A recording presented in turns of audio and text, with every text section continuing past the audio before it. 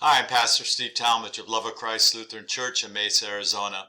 And each week, Pastor Nanette Christofferson and I try to provide a brief introduction to two of the assigned lectionary Bible readings for the upcoming Sunday.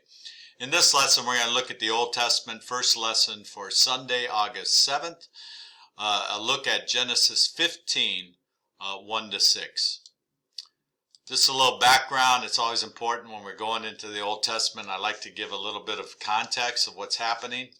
Many of you know in Bible study that Genesis is the book of origins. It's the first book of the Old Testament, of the Jewish Bible.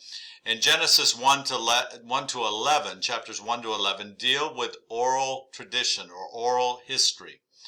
And it's the origins of the universe from 4.6 billion years ago when the Big Bang took place and God created the universe and all that's in it, to the creation of the earth, to human beings, to the loss of the original blessing of everything being good and very good, the story of Adam and Eve, Noah, and the Tower of Babel. We can't put times on those things. We'll let scientists and archaeologists and everybody try to give us best guess when human beings first originated, but the whole story, Genesis 1 to 11, is God created, God blessed from the beginning, and God invited the people of creation to trust God, but they refused to trust God. And so there were consequences, and the consequences were fractured relationships, fractured community, and a fractured earth. And so now we get to Genesis 12, chapter 12, verse 1, through chapter 25, verse 11. We get the story of Abram and Sarai, whose names will be later changed to Abraham and Sarah.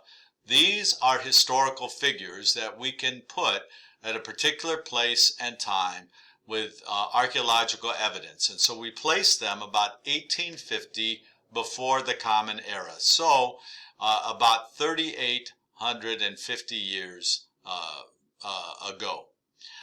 We get the story of the move from Mesopotamia to Canaan, to Egypt, back to Canaan, and then we have the travel from Mesopotamia includes the nephew named Lot and his wife, and they're off. And most believe, as you read the story in Genesis, that Abraham comes from a family of means because he has servants, he has animals, he has resources to make a transition like this.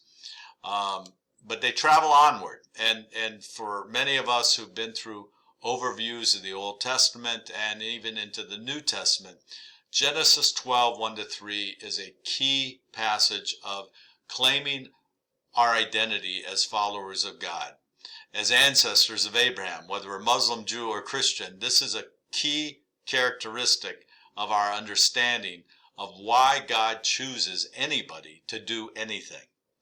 Now the Lord said to Abram, "Go from your country and your kindred and your father's house to the land that I will show you. I will make of you a great nation, and I will bless you and make your name great, so that you will be a blessing. I will bless those who bless you, and the one who curses you I will curse, and in you all the families of the earth shall be blessed."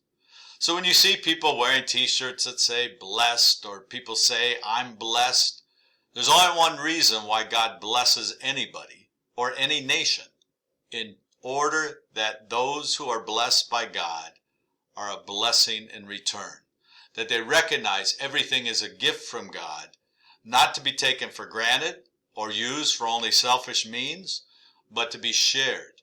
And the witness of Abraham and Sarai and their descendants is to reveal to the world this one God who created everything, the earth and humanity and all that's within it, so that humanity might live in relationship with this God and each other in a community that is safe, that is just, that is merciful, that is compassionate, that is caring.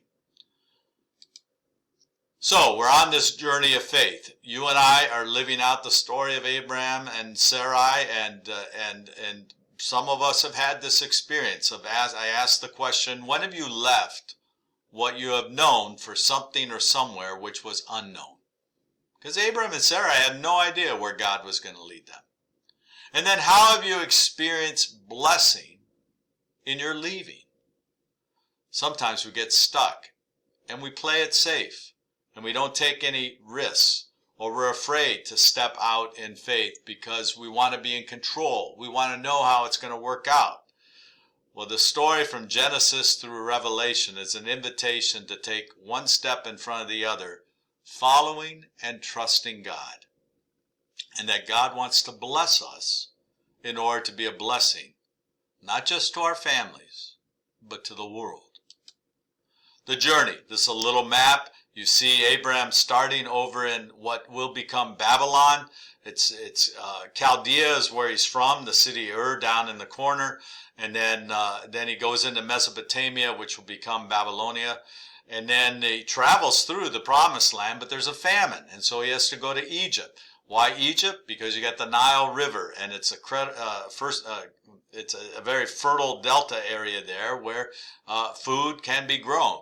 And so he travels down there, and then after the famine is over, he returns up towards Hebron, where if you go to Hebron today in Israel, you'll have the tombs of the patriarch of Abraham, Isaac, and Jacob. They're there in a mosque, and it's an amazing experience. It can be a challenging experience, but it's an amazing experience to think that our ancestors of faith made this trip, and we can go to where they're buried. The context leading into our lesson. We have the move in chapter 12 from Ur, Canaan, then due to famine to Egypt. Then we have chapter 13, Abram and Lot separate because God has blessed them so much. Their livestock have multiplied. Their flocks and their families are getting too big. And so they have to find space where each of them can continue to sustain the blessing of God. Genesis 14, we have Lot is taken captive in a territorial war between rival kings. And Abram, he gets word of it. He raises up a military out of his tribe, out of his community that has evolved. And he goes and rescues Lot. And because he chooses not to take booty out of the area, and he seeks to restore Lot to his previous status with livestock, with his possessions, King Melchizedek, who we don't know a lot about him, but we have one who is a righteous king, because that's what his name means. He blesses Abram, because Abram wasn't entering into this event to benefit himself. He responded to the need of his nephew, and he sought to restore his nephew. Then we get to our lesson. So let's just walk through these 6 verses. After these things, the word of the Lord came to Abram in a vision. Do not be afraid, Abram. I am your shield, and your reward shall be very great. So how does God come to people? Often in dreams, often in visions. A messenger shows up in those dreams and visions. This is throughout the Old Testament, but a lot in Genesis of these visions coming to God, to God's people. And here, the first word is always, don't be afraid. Don't be afraid, because it can be a little unsettling to experience a messenger of God or God in God's person. And the word is, don't be afraid. I'm your protector, shield, and your reward shall be very great. So listen, it's going to work out, even though you don't know what's going to happen. Verse 2, but Abraham said, O Lord God, what will you give me? For I continue childless, and the heir of my house is Eliezer of Damascus. Again, we have Genesis 1 to 12, 1 to 3, with this promise of many descendants, a great nation, which means you have children, and you have grandchildren, and great-grandchildren. Abraham and Sarai have 0 children. They have 0 children. And they're getting old. And so Abraham is saying to God, how is this blessing, this promise that you've given me play out? Because I don't have anybody and I'm getting old. And so the only person that might inherit it is this Eliezer, who scholars don't understand completely who this person is, but more than likely a relative. Some say it could even be another name for Lot, his nephew. there's been debate. Was it a house servant of Abraham? That doesn't seem to make sense, of passing property to a servant or a slave. And so we don't know who it is. But at this point in the game, Abram has no natural descendants. Verse 3, Abraham said, "You have given me no offspring, and so a slave born in my house is to be my heir." And so again, this Eliezer. Could it be somebody who was born of his servants? Possible. And we know Ishmael is going to be born of a servant of Sarai. But at this point, the family tree is blank.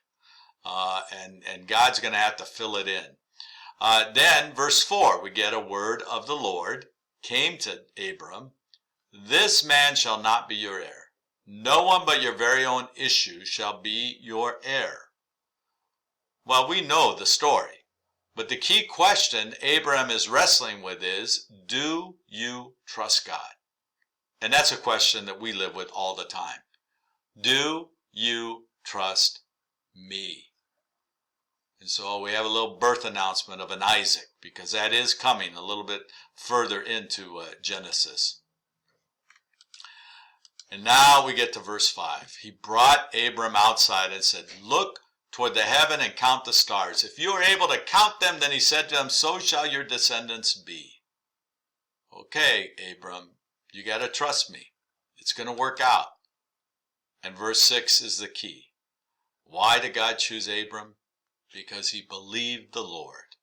He believed the Lord, and the Lord reckoned it to him as righteousness. So if we're going to be righteous in God's eyes, we need to trust God, because that's really what belief is. Trusting our present, trusting our future, trusting those things that are important and dear to us, that God is in the mix, and that all we need to do is a little reminder when we're able, and it's not monsoon season, is to go outside and look at a starry night. Sometimes with light pollution, it's a little hard to see them. But if you've had the privilege to go to some of those places in our country where it is crystal dark, it's pure darkness, and the sky lights up where you can see the Milky Way, we are reminded of the promise that God made to Abraham. And because of that promise, you and I have come to know the good news of Jesus Christ. God bless you as you prepare for the week ahead. And I encourage you to enjoy reading through Genesis and getting to know our spiritual ancestors.